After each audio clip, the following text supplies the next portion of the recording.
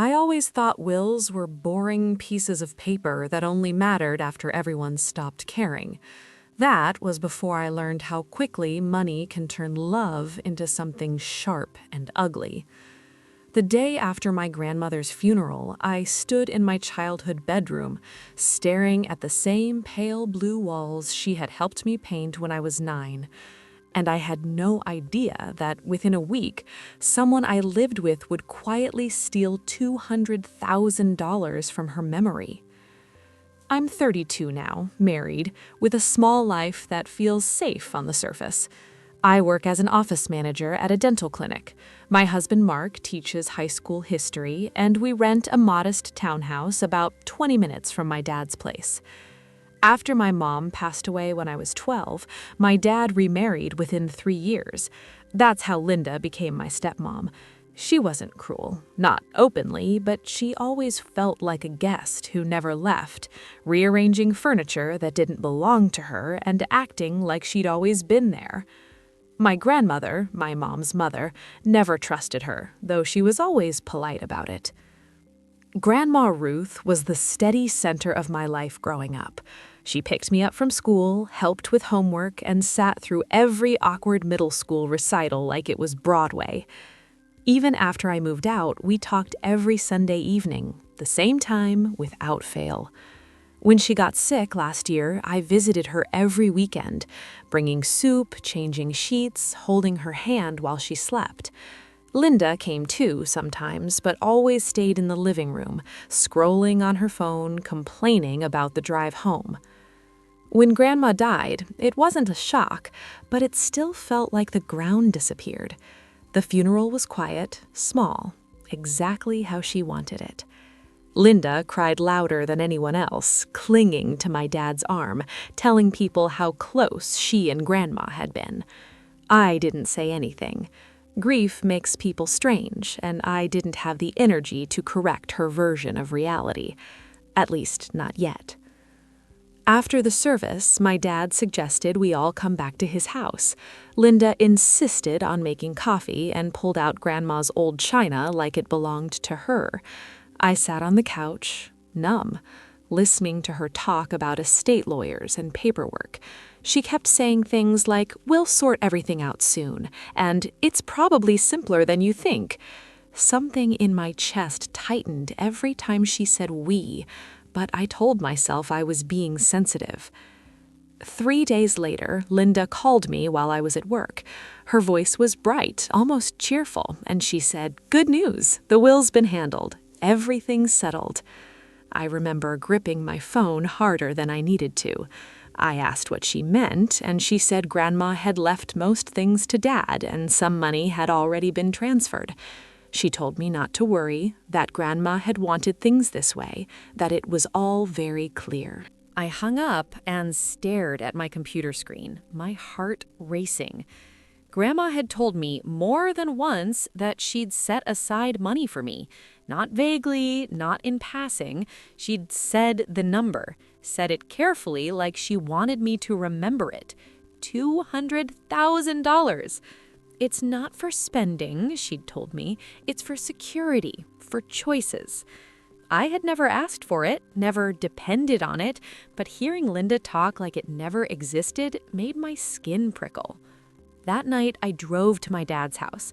Linda answered the door, smiling too fast, and told me Dad was out. I asked about the will, about the lawyer, about where the money had gone. Her smile didn't fade, but her eyes hardened. She said, "Ruth changed things near the end. People do that. You shouldn't question it." Then she added lightly, "You should be grateful for what you have." I left without arguing, but the feeling followed me home, a quiet, persistent unease. Mark listened as I talked it through, pacing our living room, replaying Grandma's words in my head. He didn't jump to conclusions, didn't accuse Linda outright. He just said, "If something feels off, it probably is." That night, I barely slept, my mind stuck on Linda's voice, the way she'd said, handled, like my grandmother's life had been a chore. 2 days later, I found an old voicemail from Grandma that I'd saved months ago, almost by accident. Her voice was weaker but clear. She mentioned the will, said she'd made sure everything was documented, that her lawyer, Mr. Feldman, was very thorough. Hearing that name was like a small light flickering on in a dark room. I realized then that I hadn't heard a single thing about the lawyer from Linda, just vague reassurances and closed doors. The next morning, I looked up Mr. Feldman's office number. I stared at it for a long time before calling, my finger hovering over the screen. I didn't know what I was going to say or what I was hoping to hear. All I knew was that something didn't add up, and I couldn't let it go. When the receptionist answered and asked how she could help, I took a deep breath and said my grandmother's name. The line went quiet for a moment, just long enough to make my stomach drop, and then she said, "One moment, please. I'll see if he's available." Mr. Feldman remembered me immediately. He said my grandmother spoke about me often, always with pride, always with concern for my future. His voice was calm, professional, but there was a careful edge to it, like he was choosing his words. I asked him directly if Grandma had changed her will before she died. There was a pause, longer this time, and then he said no. He said the will had been finalized 6 months earlier, witnessed, signed, and legally binding. I felt my chest tighten as he continued. He told me exactly what Grandma had left me, down to the dollar. $200,000 placed in a separate account meant to transfer to me directly. He said the funds hadn't reached me yet because he'd flagged an irregularity. According to his records, someone had attempted to move the money without authorization. He hadn't approved it, and the transfer hadn't gone through fully. Hearing that made my hands start to shake, a mix of relief and fury washing over me. I asked who tried to access the account. He didn't say her name right away, only that it was someone not named in the will as a beneficiary for that amount.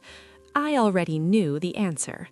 When he finally confirmed it was Linda, my stepmom, my stomach dropped anyway. Even expecting it didn't soften the blow. He told me he'd frozen the account and alerted the bank's legal department, waiting to hear from the rightful beneficiary. That was me. I sat in my car for nearly an hour after the call ended, staring at nothing, my thoughts spiraling. Part of me wanted to drive straight to my dad's house and confront her, demand answers, watch her face when she realized she'd been caught. But another part of me remembered Grandma's voice, the way she'd always said, "Let the truth do the talking." I decided then that I wouldn't give Linda a warning. I wouldn't tip her off or let her rewrite the story. Over the next few days, things at my dad's house grew tense. Linda started calling more often, asking strange questions, like whether I'd spoken to any lawyers, whether I'd received any paperwork in the mail. She framed it as concern, but her voice carried a thin, brittle edge. I kept my answers vague, saying I was busy, that I trusted her to handle things.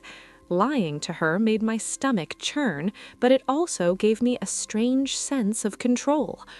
The betrayal hit hardest one evening when my dad called me, his voice tired and confused. He asked if I was upset about the will, said Linda told him I'd been accusing her of stealing. Hearing my dad caught in the middle, repeating her version of events, made something inside me crack. I wanted to scream, to lay everything out, but I knew if I did it then, without proof in his hands, he might choose the easier story, the one where Linda was misunderstood and I was emotional. That night, I cried harder than I had since the funeral. Mark held me while I sobbed, my face pressed into his shoulder, my words coming out in broken pieces. It wasn't just about the money. It was about the way Linda had slid into my grandmother's life at the end and treated it like an opportunity. It was about my dad trusting her without question. It was about feeling small and replaceable in my own family. When the tears finally stopped, something else took their place. A quiet determination settled in my chest. I called Mr. Feldman again the next morning and asked what the next steps were. He explained everything carefully, outlining the process, the documentation, the way the bank would handle the attempted transfer. He said Linda would be notified formally. There would be no hiding it, no smoothing it over. A week later, Linda invited me over for dinner. Her tone was sugary, almost desperate, and she said we needed to clear the air. I agreed, knowing exactly why she wanted to talk. When I arrived, the house felt tense, like it was holding its breath. My dad looked exhausted, sitting at the table with his hands folded while Linda moved around the kitchen, clattering dishes too loudly. Halfway through the meal, she finally brought it up. She said there had been a mix-up with the bank, that things were being misunderstood. She smiled at me and said, "You know I'd never take what was meant for you." I looked at her, really looked, and saw fear flickering behind her eyes. For the first time, I didn't feel intimidated. I felt ready.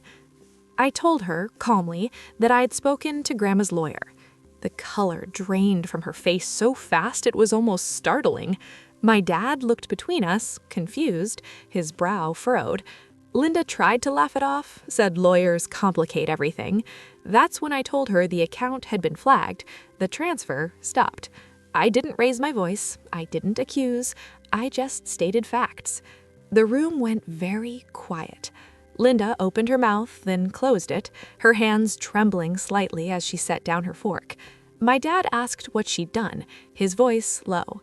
She stammered, saying she thought she was helping, that Grandma had wanted things simpler. Watching her scramble, her carefully managed image slipping, was painful and satisfying all at once. When my dad stood up and said he needed air, I knew nothing would ever be the same again. The fallout was slow but relentless. Within days, Linda received formal notice from the bank and Mr. Feldman's office. The language was polite but firm, outlining the attempted unauthorized access and the legal consequences if it continued. She tried calling me, texting me, leaving long voicemails that swung between apology and accusation. I didn't respond. For once, silence felt powerful. My dad came to my place a week later, alone. He looked older than I remembered, the lines on his face deeper, his shoulders slumped. He told me Linda had confessed, at least partially. She said she'd planned to move the money into a joint account and sort it out later. He didn't defend her. He didn't excuse it. He just said he was sorry, over and over, for not seeing it sooner. The money was transferred to me properly soon after, exactly as Grandma intended. Seeing the confirmation email made my hands shake again, but this time it was from relief. I didn't feel rich or triumphant. I felt grounded. The money sat in an account untouched, a quiet promise of security, of choices, just like Grandma had said. Linda moved out a month later. The separation between her and my dad was messy, filled with arguments and paperwork, but I stayed out of it. I'd learned that not every battle needs an audience. My relationship with my dad is still healing, built on careful conversations and honesty that should have come sooner. It's not perfect, but it's real. Sometimes I think about how easily this could have gone differently. If I'd doubted myself, if I'd stayed quiet to keep the peace, the money would be gone, and the truth buried under polite lies. Standing up for myself didn't make me cruel or greedy. It made me honest. It honored my grandmother in a way silence never could. I still listen to that old voicemail sometimes, Grandma's voice reminding me to trust my instincts. She knew who she was protecting, and in the end, so did I. What Linda tried to take wasn't just money. It was a piece of my past, my future, and my sense of belonging. Getting it back gave me something far more valuable than a number in a bank account. It gave me my voice.